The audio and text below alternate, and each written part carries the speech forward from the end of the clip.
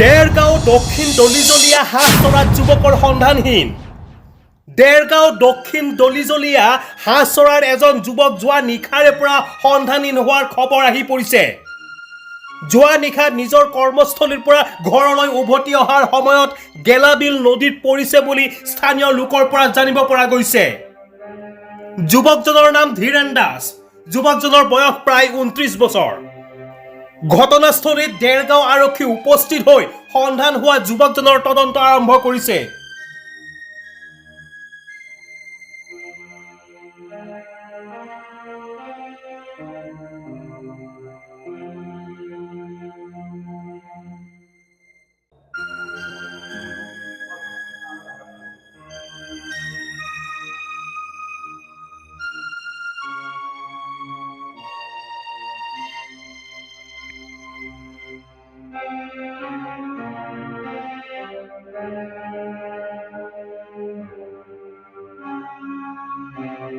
সাতটা বাজি গৈছে হবাই তেনেকুৱা ভাগিনটো আছিলে পানীত মানুহটোৰ পৰা পানী মানুহ পৰিলে কোন মানুহ পৰিলে একো কম নাই। তেতিয়া মই ওলাই গ'লোঁ কানিমিনি সময়ত টৰ্চটো লৈ নাওখন চাবি মাৰি খুলি যোৱালে তেতিয়া মই বামতে তাৰ দুটা নাথনি শুনিছোঁ। মানে সাঁতুৰি গ'লে মানুহটো যেনেকৈ ফোপাই নাই তেনেকৈ দুটা ফোপনি শুনিছোঁ মই। শুনি নাও গৈ যিখিনি ফোপনি আছিলে মই তালৈকে খেদিলোঁ। খেদিকে সেইখিনি পোৱালে কিন্তু বস্তুটো নাপালোঁ।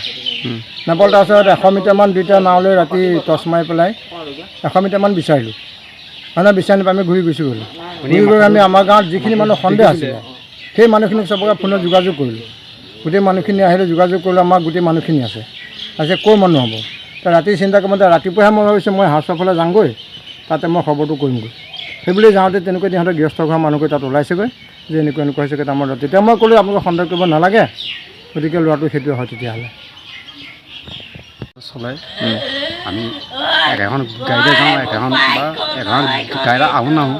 সিও আহে বেলেগখন গাড়ীত, মই আহোঁ বেলেগখন গাড়ীত। কালি মই অহাকণ সোনকাল সি মোতকৈ তাৰমানে পাঁচখন গাড়ীত আহিলে। আহি সি ক'ত সোমালে কি কথা গম নাপাওঁ, ৰাতিপুৱাহে গম পাওঁ। তেতিয়া ফোন কৰিছে এইফালৰ পৰা। আমি সিহঁতৰ ফোন নাম্বাৰটো লৈ পিনি ফোনটো ৰাখি খবৰ খাতি লৈ তাই বিচাৰি গৈছোঁ। সিহঁতি কৈছে বোলে পানীত পোৱাটো হয় বোলে। আমি নাওলৈ বিচাৰি কৰিলোঁ, মাথাটো বোলে দেখি পালোঁ আৰু বোলে বেছি আৰু তাক বোলে বিচাৰি নাপালোঁ। আমি Dhiren Das. News desk report ইত্যাদি A to Z।